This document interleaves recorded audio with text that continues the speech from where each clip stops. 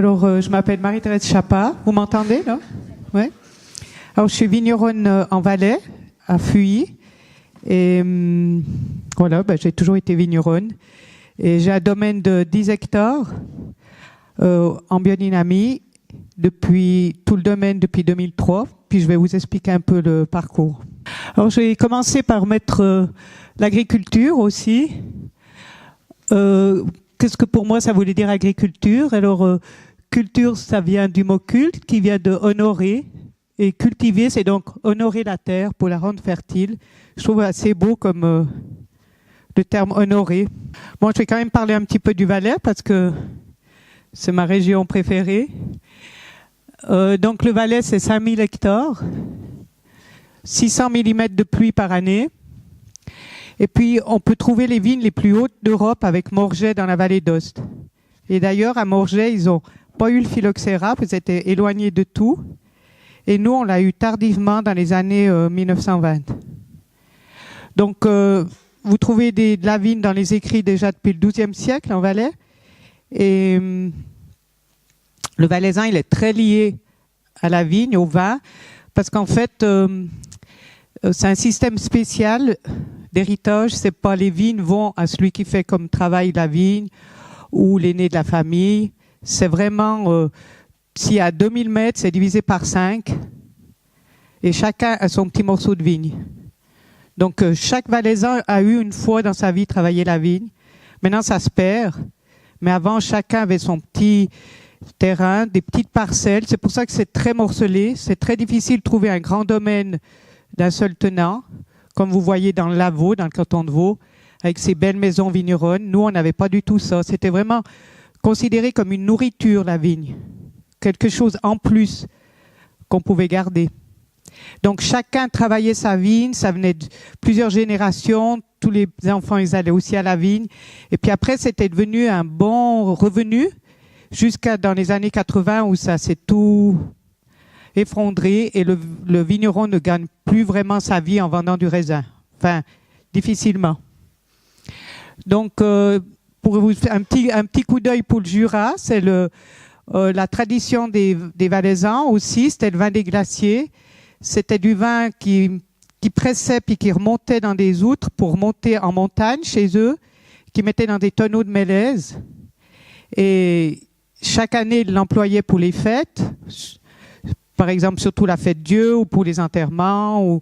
C'était très lié à la vie sociale et rythmée du Valaisan. Et chaque automne, ils remettaient la nouvelle vendange dans le tonneau. Donc, à Grimens, par exemple, il y a le tonneau de l'évêque. C'était celui qu'on gardait pour l'évêque quand il venait à la fête Dieu. C'est difficile de pouvoir le goûter parce qu'il garde vraiment pour personnalité. Et ils ont retrouvé donc ils pourraient avoir du vin du siècle d'avant. Donc, c'est un peu le système des Solera en Espagne. Et ça donne un vin, comme j'adore les vins jaunes. Je dis pas ça parce que je suis au Jura, mais c'est le vin qui me requinque le plus. Quand je suis un petit coup de découragement ou de fatigue, c'est celui que je bois et et j'aime beaucoup le vin du glacier. C'est très noix, très résine grâce au mélèze. Si vous avez l'occasion d'aller chez des vignerons dans le Val d'Anivier, vous leur demandez un vin des glaciers. Et j'aimerais bien en refaire aussi. Bon, je parle pas assez de la biodynamie, ou bien c'est bon. Donc là, c'est pour montrer un petit peu le paysage du Valais, pour comprendre la difficulté qu'on a au niveau de la topographie. Ça, j'ai des vignes là, c'est la Combe d'Enfer, et j'ai le coteau à côté. Donc voilà, ça c'est à Fuy. J'ai oublié de parler de Fuy, qu'on a un vignoble très spécial, granitique. Donc on est à la fin du massif des Aiguilles Rouges de Chamonix. Et donc ça par contre, là vous voyez que c'est complètement un autre domaine. Ça c'est région de Sion. Beaucoup de calcaire et les murs, c'est dans les plus hauts murs de vignes que vous pouvez trouver. Voilà, regardez ces petites parcelles. On a bien sûr, c'est la vallée du Rhône. Puis regardez cette toute petite parcelle. Georg, il parlait du paysage. Tous ces petits morceaux de vigne qui étaient, chaque fois qu'il y avait un endroit où on pouvait mettre de la vigne, où c'était justement comme il a dit qu'on pouvait pas mettre du blé, des cultures, on mettait de la vigne. Donc des deux côtés de la rive, vous avez, surtout la rive droite, vous avez de la vigne. Alors, en 87, j'ai repris le domaine de mon grand-oncle. Mes parents n'étaient pas du tout dans ce métier-là. Et mon premier millésime, 88. Donc, j'ai fait 10 ans d'agriculture chimique en lutte intégrée, avec des produits de synthèse. Et c'était vraiment pour moi, c'était beaucoup de... J'ai toujours un petit problème avec tout ce qui est produit. Et j'avais toujours ces angoisses avant de mettre les désherbants. 3 jours, mon Dieu, si je mets trop, la quantité. Donc, de toute façon, je mettais, puis je sous-dosais. C'était l'horreur. C'était pendant... Voilà, là, par exemple, vous voyez, ça, c'est les mêmes vignes. Ça, c'est la mienne. Quand j'ai repris 2-3 ans, c'était avec mon oncle Maurice. Et puis ça, c'est les mêmes vignes maintenant en hiver. Donc, l'hiver en Valais, on n'a pas énormément d'herbe parce qu'on a beaucoup de gel. Des fois, ça peut aller pas cette année, moins 10. Et donc, souvent, on a une impression qu'il n'y a pas d'herbe, mais c'est de l'herbe. Vous voyez la différence quand je dis paysage lunaire, surtout que nous, on n'a pas beaucoup d'argile, on a des terres maigres, limoneuses, donc on a peu d'argile, donc l'impression lunaire, elle est encore plus vite que dans des autres cantons, où il y a quand même de l'herbe, de la pluie, donc voilà. Alors, j'ai travaillé comme ça pendant presque une dizaine d'années. Et puis en français, 97. 97, on a été invité dans les Côtes-Rôties par la maison Chapoutier parce qu'ils étaient venus chercher des greffons de Petite Arvine parce qu'ils étaient passionnés de la Petite Arvine. Et ils nous ont invités pour nous remercier. Puis il y avait une conférence, une présentation de la biodynamie par leurs consultants, visite des vignes. Puis là, j'ai vraiment eu le coup de foudre pour la biodynamie. Ça m'a parlé dans le cœur, vraiment quelque chose que je me suis dit, c'est possible de faire différemment. Et j'ai dit, ça c'est vraiment quelque chose que je veux faire. C'était vraiment, c'était pas une réflexion en me disant, ça a l'air bien. J'ai trouvé une réponse, pas seulement pour la vigne, mais pour moi, c'était vraiment une réponse à ce que j'aspirais, ce que je cherchais. Ça donnait vraiment, après, tout de suite, je l'ai pas vu, mais ça a donné vraiment un sens aussi à ma vie pour la vigne et puis aussi ma vie aussi sur Terre. Donc, j'ai commencé à... Je vais voir... oui. J'ai commencé donc plusieurs années, quelques années à faire. J'étais vraiment pas organisée. Et puis après, je me suis rapprochée de mes voisins, Jackie et Marion Grange, qui m'ont parrainé pour Déméter. Parce que quand j'ai été faire cette visite, je savais même pas ce que ça voulait dire, la biodynamie. Je savais même pas le label Déméter sur l'étiquette à Jackie et Grange, je savais pas ce que ça voulait dire. J'avais entendu parler de Steiner que par les écoles enfantines de Steiner, les écoles Steiner, mais c'était un monde complètement inconnu pour moi. Je savais absolument rien. Et puis après, j'ai été suivre le cours à l'Aubier. Ça, c'est ma deuxième aussi révolution. À l'Aubier, le cours organisé par Déméter qui était donné par Pierre Masson. Et ça m'a été une encore plus grande révélation.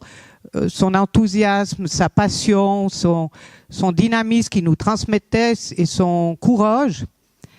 Et il est venu chez moi, puis c'était vraiment bien parce que j'ai perdu 2-3 ans parce que je savais pas pratiquement comment ça allait. J'avais un consultant, François Boucher, qui m'a aussi apporté les premières années, mais au niveau de la pratique, comment faire, comme si on vous dit, par exemple, je vais te faire un petit soufflé au fruit de la passion. Même si vous lisez la recette, ou bien si on vous dit pour tailler la vigne, c'est l'exemple typique, c'est vraiment dur d'apprendre avec les livres. Donc, comment faire pratiquement moi, j'avais un trop grand dynamiseur au début. Je parle pas trop fort. J'avais un trop gros dynamiseur, je dynamisais pas dans un joli endroit, je voulais trop faire vite. Vous avez vu la topographie si vous voyez la combe d'enfer, la difficulté pour aller mettre les préparations. le temps qu'on arrive en haut, etc. Comment faire pour que ce soit pas déjà passé l'heure? Donc j'ai tout changé, j'ai vendu mon gros dynamiseur qui était 600 litres, j'ai pris un petit de 120 litres, 110 litres, et puis voilà comment j'en suis venu à reprendre des petites boys, parce qu'au début je faisais avec l'atomiseur que je devais chaque fois garder ou nettoyer, parce que je faisais jusqu'à 2003 je faisais pas tout le domaine, donc laver, relaver, ce bruit, donc avec les petites boys en cuivre, maintenant c'est un vrai plaisir. Donc j'ai été assez lente, disons. Alors là, comme on m'a demandé de faire le passage de la biodynamie, je peux aussi apporter de mes expériences pour éviter toutes les erreurs que j'ai faites, et puis les difficultés qu'on peut rencontrer les premières années. Donc au niveau de la topographie, chez moi, c'est le vignoble difficile, de bien s'organiser, de ne pas vouloir mettre les préparations tout en un soir, de se dire tous les soirs je fais un petit peu. Ça c'est important de pas. Après les premières années c'est la vigueur, parce que tout d'un coup on a beaucoup de vigueur, puis on change complètement notre système. Donc on peut avoir des premières années plus de pourriture de ce qu'on avait avant. Le problème des racines superficielles, les carences azotées, le stress hydrique. Les cimonges, ça c'était, je voulais pas couper parce qu'on apprenait de ne pas couper avant le 21 juin pour garder l'apex qui dirige la plante. Alors pour sulfater, on avait vraiment, c'était la jungle avec les sarments complètement, la forêt vierge. Alors puis de couper d'un coup un immense mètre comme ça les premières années, la plante elle a trop un stress, c'est trop un choc. Donc vraiment un conseil par rapport quand on reprend, c'est pas vouloir faire tout bien dès le début, adapter.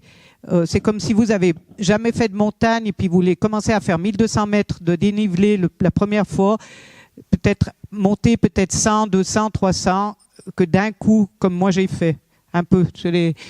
Donc ça c'était très rigolo pour ça. Un problème aussi, c'est le soufre. Au début, je soignais pas assez les premières applications. Quand c'était petite, la vigne. Donc après, on a de l'odium, on doit trop en mettre. Puis par exemple, 2003, qui était une année tellement chaude, j'ai pas mal abîmé mes typhlodromes et j'ai eu des acariens l'année d'après, des acariens rouges. C'était pas facile. Donc, et puis en Valais, on a beaucoup de l'os, de limon, donc c'est plus lent comme régénération des sols.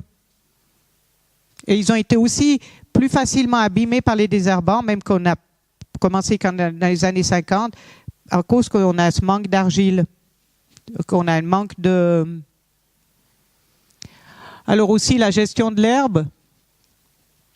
La gestion de l'herbe, c'était un petit peu plus difficile parce qu'au début, vous avez tout qui pousse, les millions de graines qui sont dormantes, vergerettes, amarantes.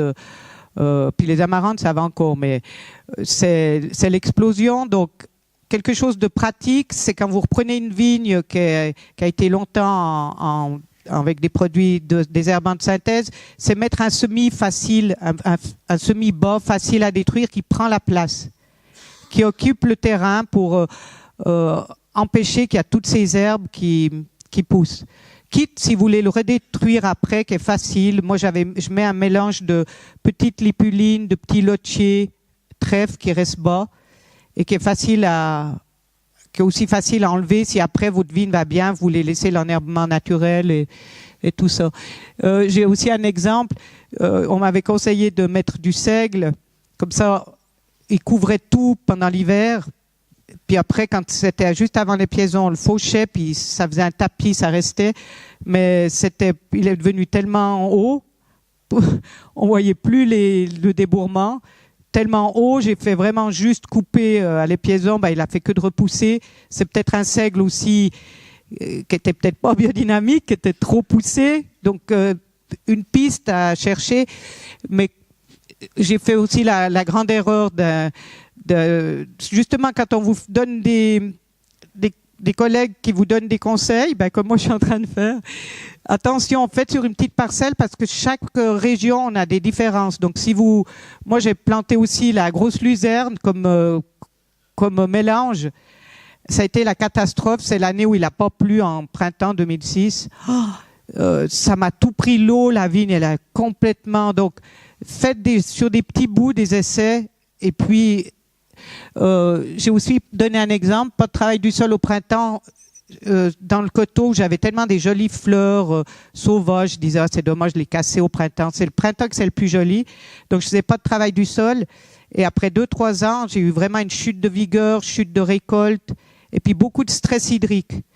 Donc ça c'est aussi grâce à mes copains vaudois Cruchon et puis Barillet qui m'ont dit mais c'est très très important le travail du sol février-mars, c'est là que la vigne elle a besoin. Donc au débourrement, il faudrait vraiment que votre vigne elle a eu un travail du sol, au moins une ligne sur 2.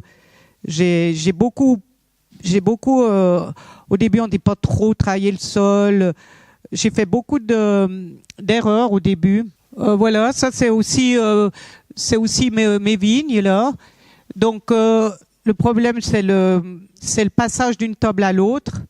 Donc, on voit pas, mais on a fait beaucoup de petites rampes qui sont en pierre, qu'on a essayé de faire avec les mêmes pierres qui vont avec le paysage pour qu'on puisse monter qu'une chenillette, qu'on puisse descendre aussi la vendange. Puis on a un téléphérique qui descend. Bon, là j'ai un peu tout dit. Oui, quand on commence à bouger le sol, on libère des choses, ça fait de la finesse de la pellicule. On m'avait aussi J'ai fait aussi un intercept qui m'a fait beaucoup de libération d'azote première année. J'ai eu beaucoup de dessèchement de la rafle. Le cuivre en 2003, comme c'était mes premières années aussi, à chaque traitement qu'on n'aurait pas eu besoin de remettre du cuivre, on dit ouais mais s'il va pleuvoir, on remettait un peu de cuivre, puis il pleuvait jamais. Et j'ai eu pas mal de brûlures sur les feuilles. Donc le cuivre, il faut bien l'adapter par rapport à la météo. Mais moi, je suis quelqu'un qui était allé aussi. C'est tout un travail qu'il faut se déformater, d'enlever ses peurs. C'est pas si facile, enfin, en tout cas pour moi.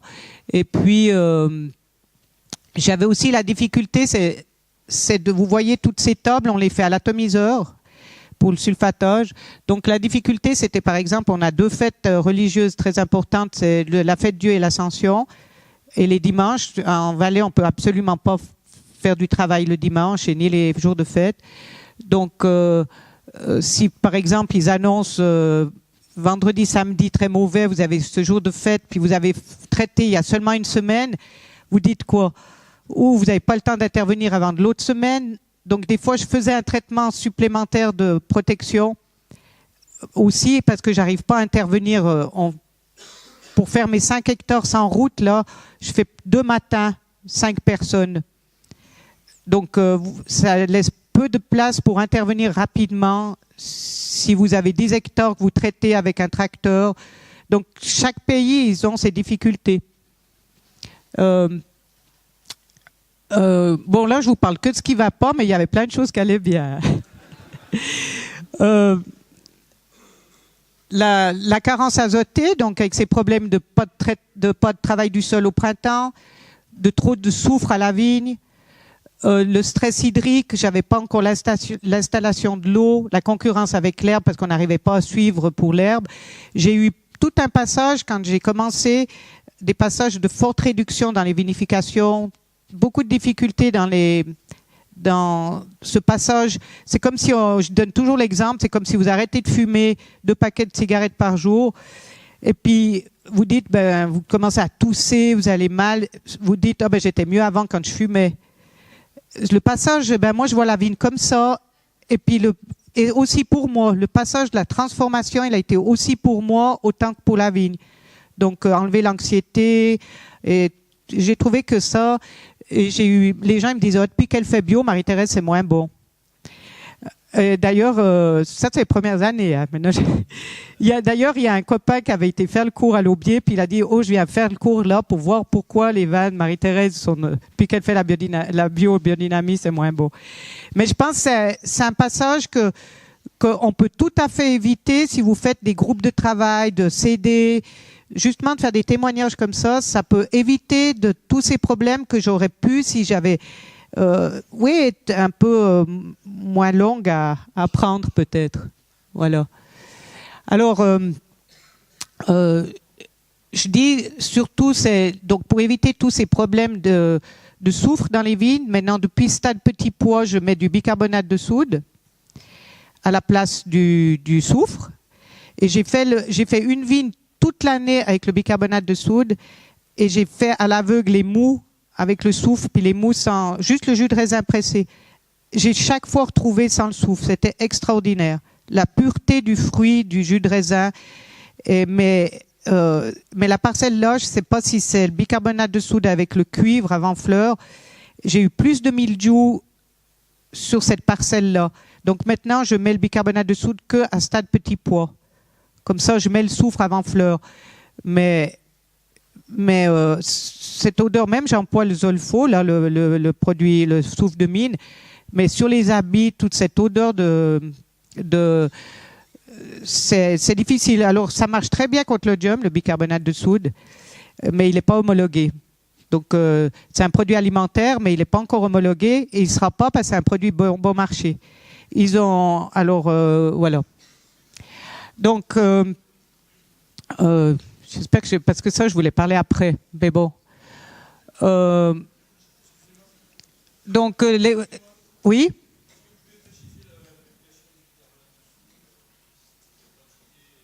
À les quantités, avant, je mettais 8 kilos hectare, puis maintenant, je baisse à 6. J'aimerais bien baisser un peu plus. Alors, il y a le bicarbonate de potassium qui est homologué, mais qui... Enfin, ça, c'est que mon avis personnel, parce qu'il y a des gens qui l'emploient qui est très bien. Mais moi, j'aime pas parce que ça enlève la pruine du raisin et j'aime pas voir la pruine qui est enlevée. Voilà.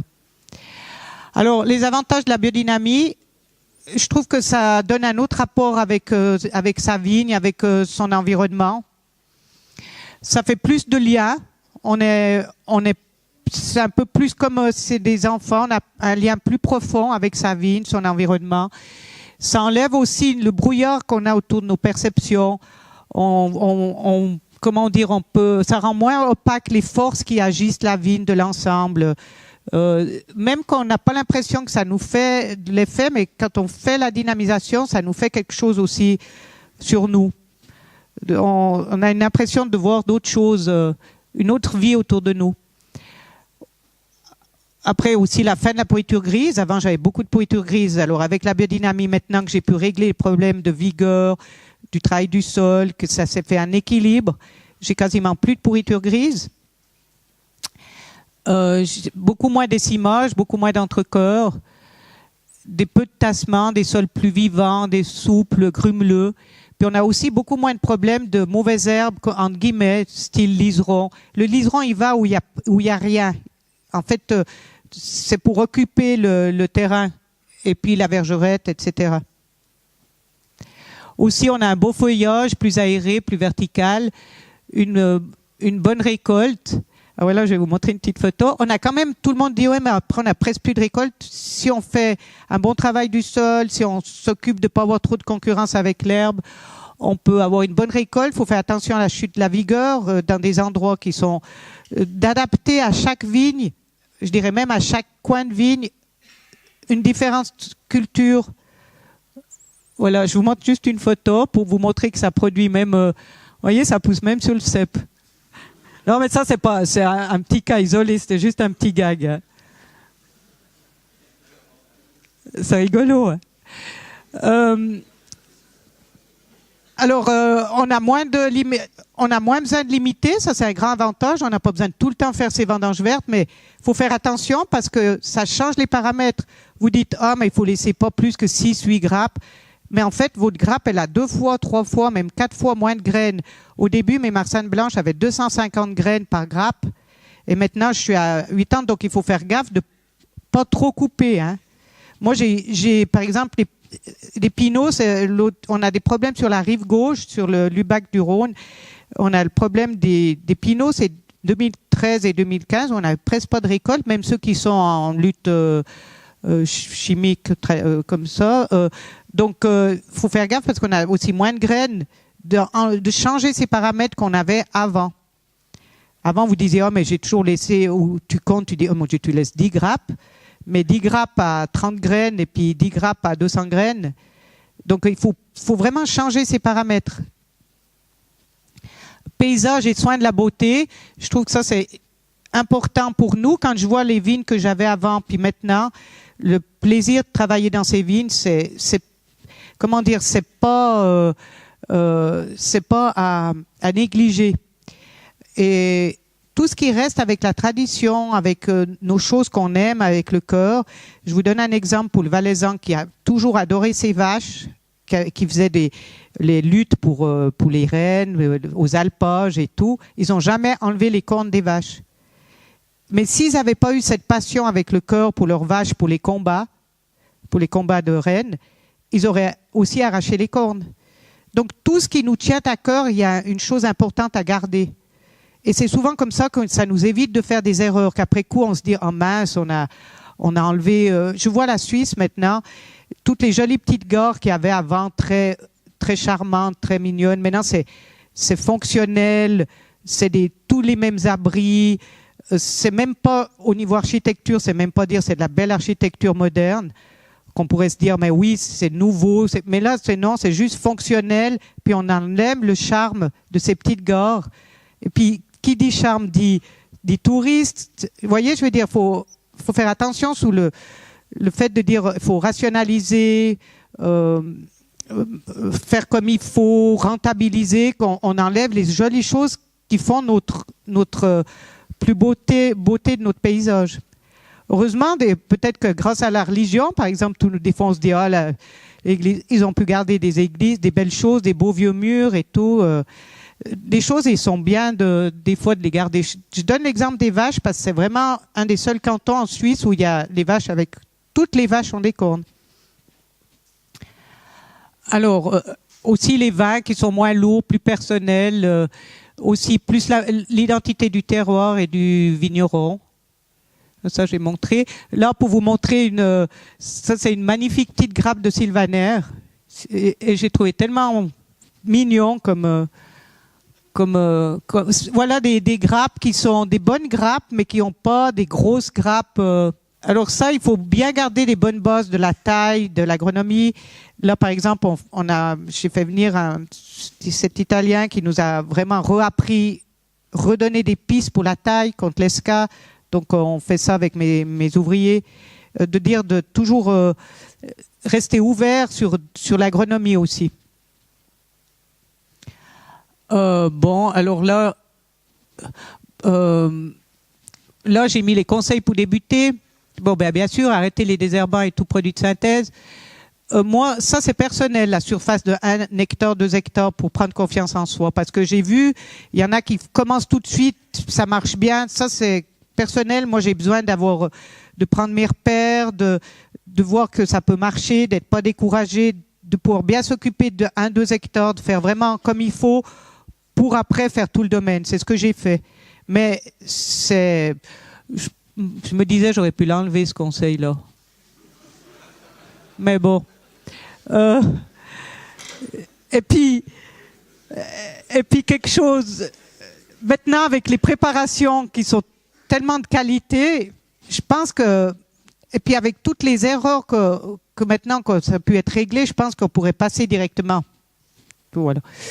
Et puis s'organiser, mettre la priorité aux préparations biodynamiques. Ça, j'appuie vraiment là-dessus parce que on court après l'herbe, on court après il faut vite sulfater, puis on oublie que la priorité, c'est mettre les préparations.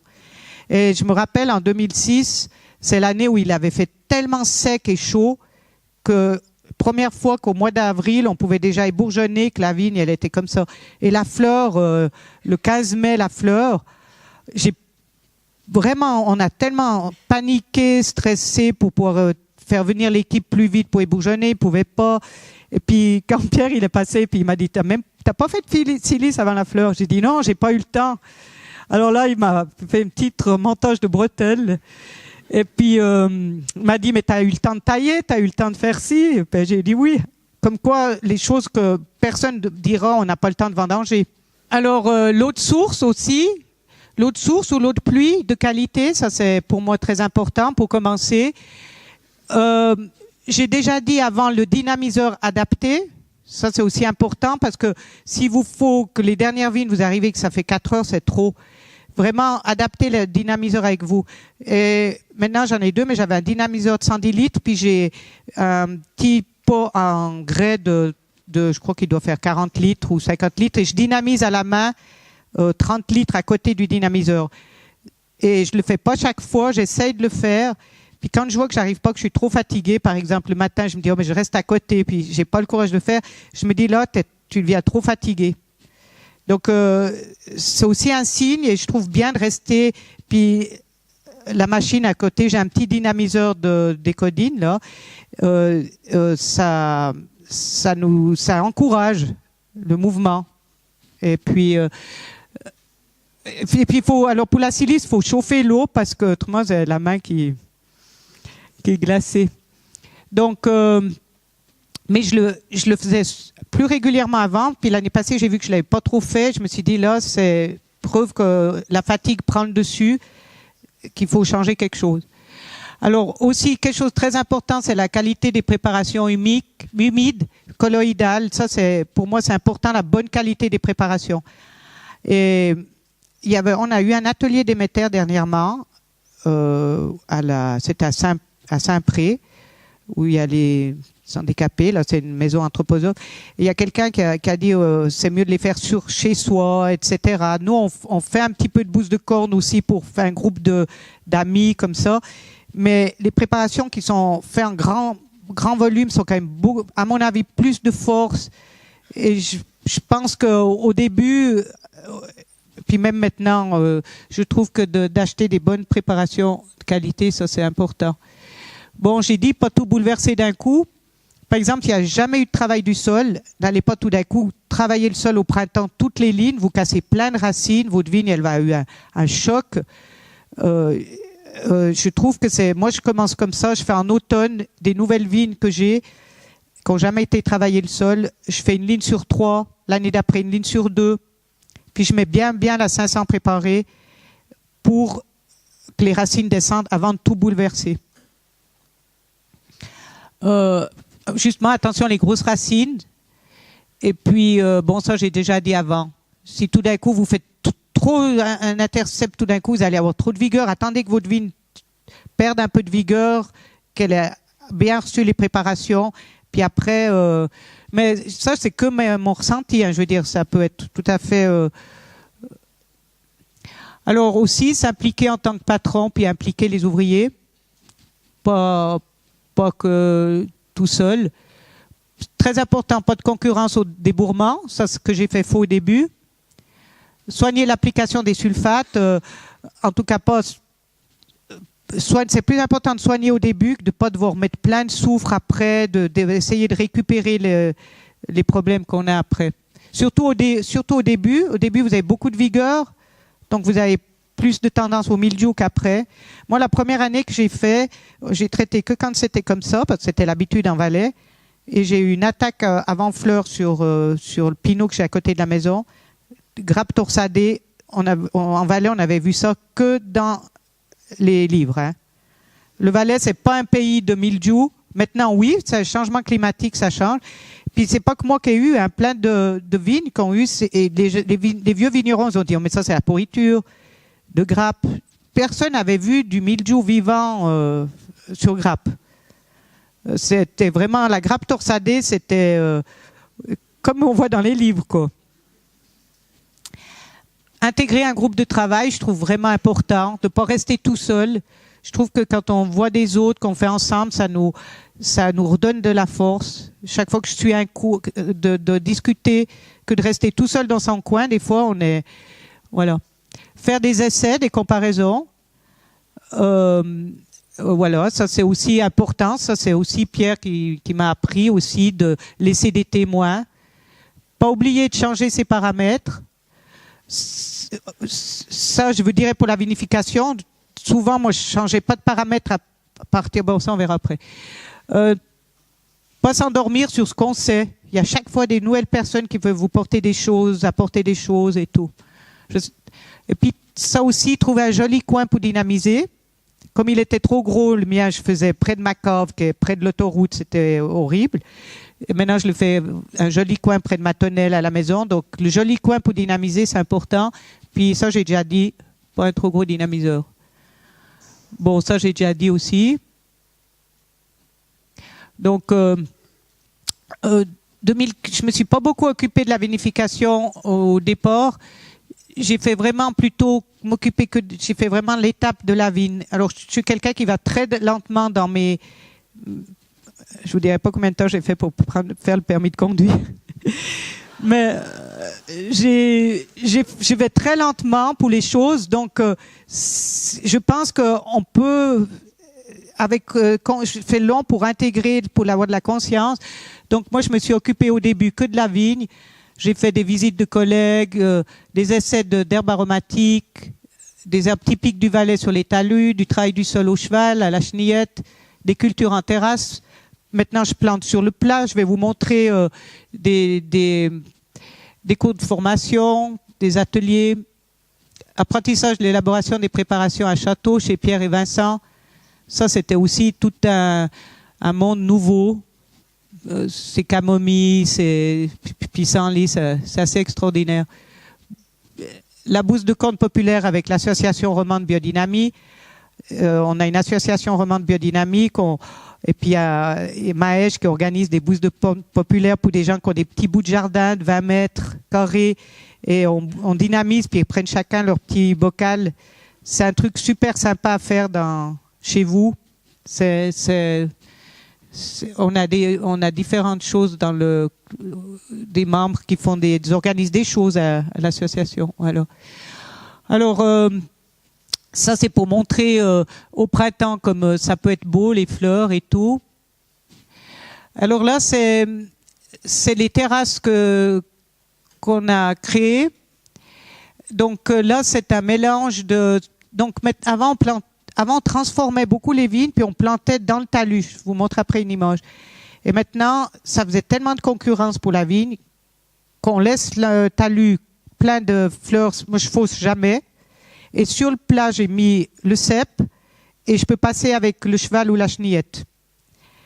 Et puis, sous le rang, je désherbe à la main.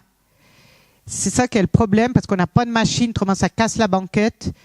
Donc, j'ai trouvé une solution. On fait un seul labour à la main sous le rang et à côté à la machine. Je vais vous montrer après.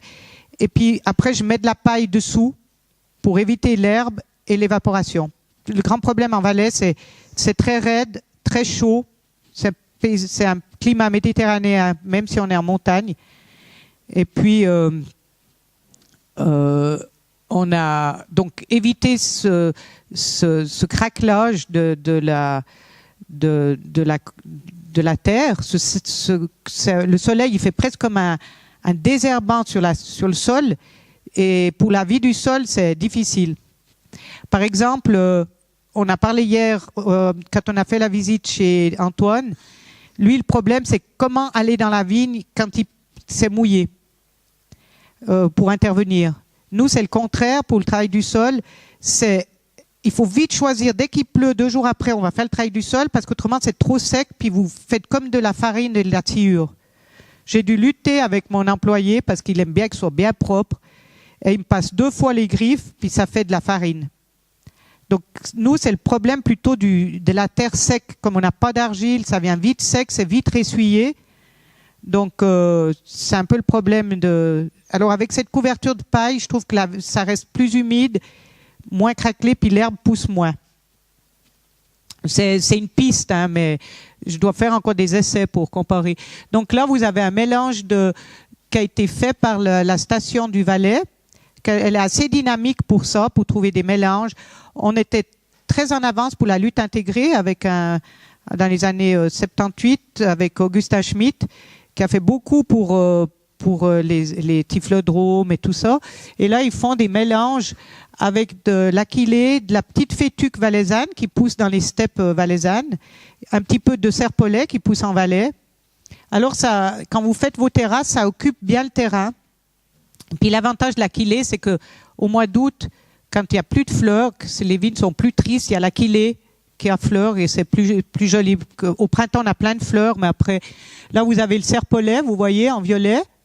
Vous avez de l'orpin blanc aussi, les petites dans la deuxième. Là, c'est venu tout seul, un truc d'ortie avec de l'orpin après. Puis là, des fleurs jaunes. L'orpin, c'est le blanc, là. Ça pousse assez tout seul en Valais. Alors là, c'est le dessous, vous voyez bien le plat, hein. Alors ça, c'est une... Ah oui, j'ai oublié de dire, il y avait encore le brome, différents bromes qui poussent sur les talus. Donc, ça vient assez haut au printemps, mais après, ça sèche. Et après, c'est... Et là, c'était quelques céréales que j'avais semées pour tenir les talus. Le brome, il est pas mal développé parce que ça prend la place tout de suite au printemps et ça sèche après. Donc ça, c'était des créations de terrasses qui étaient plantées au milieu. Puis après, ce que ça a donné, après, avec l'Orlaïa, c'est une ombellifère sauvage méditerranéenne qui pousse que dans ce coude du Rhône. La bonne aération, moins d'entassement du feuillage, c'est plus un rideau comme ça, des grappes moins compactes. Au début, dans les rouges, j'avais grand problème. C'était, avec tout ce changement, c'était la finesse de la pellicule, surtout sur certains cépages comme le cornalin en Valais. Et c'est comme une pourriture noble, mais sur les rouges. Donc maintenant, 2-3 semaines avant les vendanges, j'enlève un peu les feuilles autour des raisins pour essayer que la peau vienne pas trop molle. C'est pas de la pourriture grise, c'est vraiment la pourriture noble, le raisin qui change. Alors après, j'ai commencé à m'occuper un peu au niveau de la cave. J'ai arrêté en 2010, donc l'arrêt des levures de commerce, avec la préparation d'alvin. Je me rappelle dans les années 2000, au début, que j'ai commencé la biodynamie, peut-être 2005, que j'avais celui qui fait le rouge et le blanc, le journal. Il était venu chez moi pendant les vendanges, puis il a vu que j'employais des levures. Puis il m'a dit, oh, mais comment, t'emploies encore des levures? Et je dis, oui, mais je suis pas encore prête. J'ai fait tellement de choses pour la vigne, je me sentais pas prête de faire tout d'un coup. Alors il s'était un peu moqué de moi.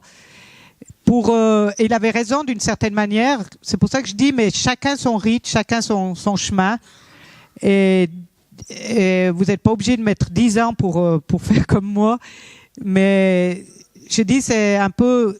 je vous dis un peu comme... Je ne veux pas vous dire que je n'avais pas fait des levures avant. Donc, j'ai fait doucement mon trajet, mon chemin. Ça, c'est important, c'est de dire, j'ai un objectif qui est là. J'y vais.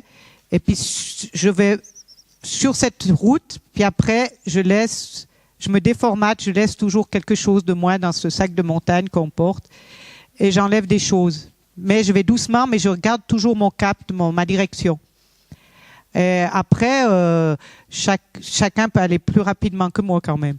Donc, en 2010, donc 7 ans après 10 ans après que j'ai commencé la biodynamie, j'ai arrêté les levures du commerce, j'ai préparé les levains avec des raisins de mes vignes. Je suis allé ramasser 50 kilos, je faisais mon petit pressoir en bois, des petites bonbonnes de Dame Jeanne, et je choisissais celui qui sentait le meilleur pour commencer à mettre dans mes... J'avais commencé sans levain, mais c'était trop long à partir, les premiers vins, puis ça sentait vraiment plus de problèmes. Alors maintenant, je mets un levain que je fais moi-même. Et j'essaye maintenant de faire un levain pour chaque terroir différent. Mais au départ, je faisais un levain de mes meilleures vignes pour toute la cave. Puis qu'après, quand un était parti, je rensemençais un autre, etc. Donc voilà. Avec le stress hydrique, le problème que j'ai de la gestion de l'herbe, d'arriver à temps pour tout tourner au printemps, j'ai... j'ai des fermentations qui durent très très long sur les blancs. Sur les rouges, il n'y a aucun problème. Et sur les blancs, ça dure très longtemps. Enfin, je vous expliquerai après. Et puis, là, ça, c'est Frédéric Lafarge qui m'a dit qu'il avait une vase comme ça. Alors, je me suis réjouie. Puis, j'étais vraiment comme une petite fille quand j'ai reçu la vasque. C'était extraordinaire. Pour faire les aérations des rouges. Ouais. Ça, c'est une photo de Guillaume. Alors, en 2014, j'ai arrêté des jus. Tout le monde en disant on ne peut pas faire des bons blancs quand c'est trop trouble. Et j'ai fait des essais, puis c'était vraiment pas du tout vrai. Surtout avec la biodynamie, on n'a pas des mauvais produits qui restent sur les raisins. Donc, maintenant, je vais même jusqu'à 400 NTU. Très important le pré-pressurage, de ne pas malaxer le raisin, de faire comme Antoine, il nous a aussi, je fais un peu comme Antoine aussi, Épinier, d'aller tout doucement, monter tout petit, maximum 100, très peu faire d'émiettage. Et comme ça, vous avez des bourbes qui sont troubles. Là, j'avais 400 NTU, même des fois plus, mais très peu de bourbes. Juste un petit peu la terre, au fond, j'enlève 1% de bourbes. On pourrait même... C'est encore une de mes peurs. Peut-être qu'il faudrait mettre tout. Mais je n'ai pas encore fait ce pas. Alors, baisse du SO2 dans les rouges. J'ai fait 2 vins sans sulfite jusque dans la bouteille. Alors, j'ai trouvé très, très intéressant. Ça me plaît vraiment beaucoup. Alors, les prochaines étapes que je vais faire sur mon chemin, c'est la baisse du SO2 dans les blancs. Comme nous, en Valais, on a des marsannes qui ont des pH hauts, on a peu d'acidité, parce qu'on a une topographie très raide, il fait très chaud, donc on a peu d'acidité. Donc, sans soufre en mou, vous avez la deuxième qui part, des longues fermentations, donc je suis encore pas au point pour les blancs, mais je crois que je vais faire la vendanger un petit peu moins mûre, et de faire la malolactique pour de la stabilité, puis plus besoin de mettre trop de soufre dans les blancs. Peut-être essayer même d'aller jusque seulement le soufre juste à la mise en bouteille. Le rouge, j'ai pas mis jusque dans la bouteille, mais là, je suis pas du tout au point encore. Peut-être voilà. J'avais un prestataire qui faisait le travail du sol avec le cheval, qui venait chez moi, et maintenant, souvent. Il a beaucoup de travail, donc quand il vient, c'est ou trop tard ou bien il a plu. Donc maintenant, je veux m'équiper de chevaux. J'ai une employée qui est super, qui est palefrenière puis vigneronne en même temps. Et puis on veut faire le travail avec le cheval, déjà faire moins de bruit. Et puis je suis là aussi, j'ai une passion des vaches, mais pas pour les combats de reines, pour la vache elle-même. Et puis le sujet aussi de la régénération de la vigne, ça m'intéresse. Là, j'ai trouvé pour planter des nouveaux plants. J'ai traîné pour planter, puis des fois, toujours quand je traîne, ça m'est utile. J'ai celui qui fait en biodynamie ses plants en France, qui fait la greffe anglaise. Et je suis assez d'accord que la greffe oméga, le côté mécanique, toujours on essaye de trouver des solutions pour rapidité, rentabilité, puis souvent on voit que ça a des effets néfastes. Moi, en tout cas, quand j'ai un doute dans ce que je dois choisir, je me dis, est-ce que c'est plus facile pour toi ou pour la vigne? Si c'est plus facile pour moi, je sais que c'est pas juste. Un petit peu résumé, il faut toujours choisir qu'est-ce qui est le meilleur pour le vin, qu'est-ce qui est le meilleur pour la vigne. Puis bon, je dis pas qu'il faut souffrir, mais c'est quand même une bonne piste pour pas se tromper. Alors, je sais pas si j'ai du temps. Non? Stop? Merde. Bon, alors là, je voulais vous mettre une année normale en biodynamie. Ah, mais j'ai encore toutes les machines. Taille. Donc, la taille des vignes... Non, c'est vrai, j'ai plus de temps. Bon.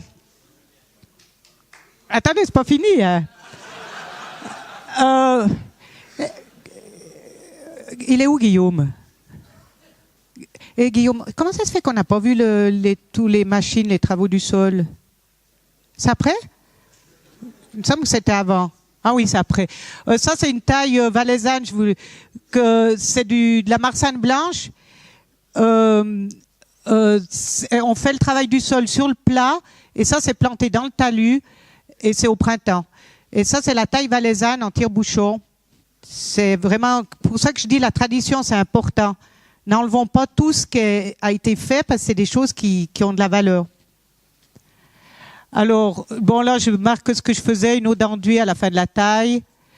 Bon, alors on passera en vitesse. Ça, c'est la bouse pour faire l'eau d'enduit. De travail du sol. Attention, nous, on a un pays qui on a les gelées printanières, donc travail du sol 2 semaines avant le débourrement. Autrement, vous risquez vraiment le gel de printemps. Vous avez l'humidité qui revient. Ça, c'est le treuil, c'est mon buteuse-débuteuse que je fais avec le treuil.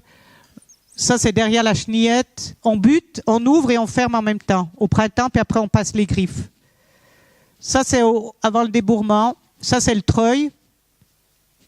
Ça, c'est pour la poudreuse. Ça, c'est mon truc pour sulfater, mais pas au coteau. Ça, c'est les vignes. J'ai 5 hectares sans route, puis 5 hectares plus facile à travailler qu'on emploie ça. Voilà une vigne travaillée au treuil, au printemps.